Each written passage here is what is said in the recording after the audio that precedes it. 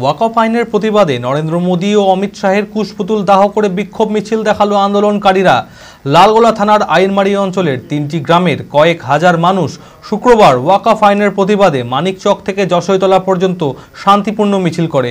এরপর নরেন্দ্র মোদী ও অমিত শাহের কুশপুতুল দাহ করে বিক্ষোভ দেখায়। এই মিছিলে ছিল পুলিশি কড়া নিরাপত্তা।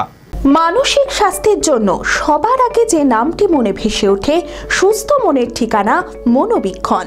যোগাযোগ নাম্বার 7477799516।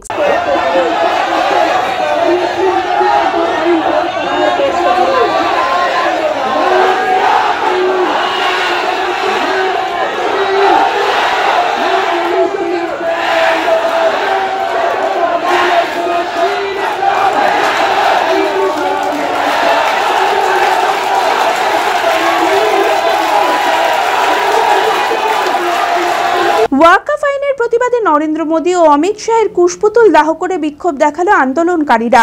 লালগোলা থানার আইরমারি অঞ্চলে 3টি গ্রামের কয়েক হাজার মানুষ শুক্রবার ওয়াকফ আইনের প্রতিবাদে ও অবিলম্বে আইন প্রত্যাহারের দাবিতে মানিকচক থেকে যশোইতলা পর্যন্ত শান্তিপূর্ণ মিছিল করে। কেন্দ্রের এই জনবিরোধী আইনের বিরোধিতায় এরপর নরেন্দ্র মোদী ও অমিত শাহের কুশপুতুল দাহ করে বিক্ষোভ দেখায়। ছিল কড়া পুলিশি নিরাপত্তা। বিশাল পুলিশ বাহিনী পরিস্থিতি নিয়ন্ত্রণে আনে।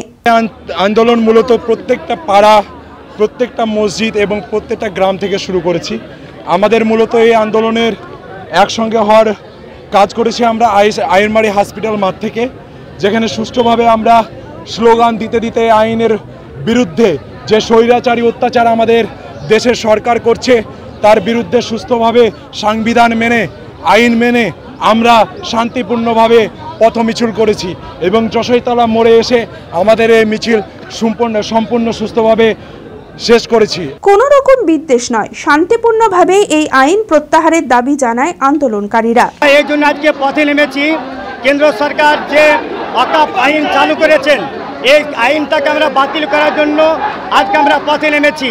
আমরা ভারতবর্ষে হিন্দু, মুসলিম, শিখ, ইসাই সব আমরা একসঙ্গে থাকতে চাই। সবাই আমাদের ভাই ভাই। আমি আমার ফেভারিট, আমার মতো আর কেউ। চঞ্চলতা তার কথায় কথায় জীবনে মিশে রঙ ভরায়, চুপি সারে মনে সে সাদে সবাইকে পাগল করে। আমারই মতো আমার নিচের পতাকা। পতাকা চা, গজব কা স্বাদ।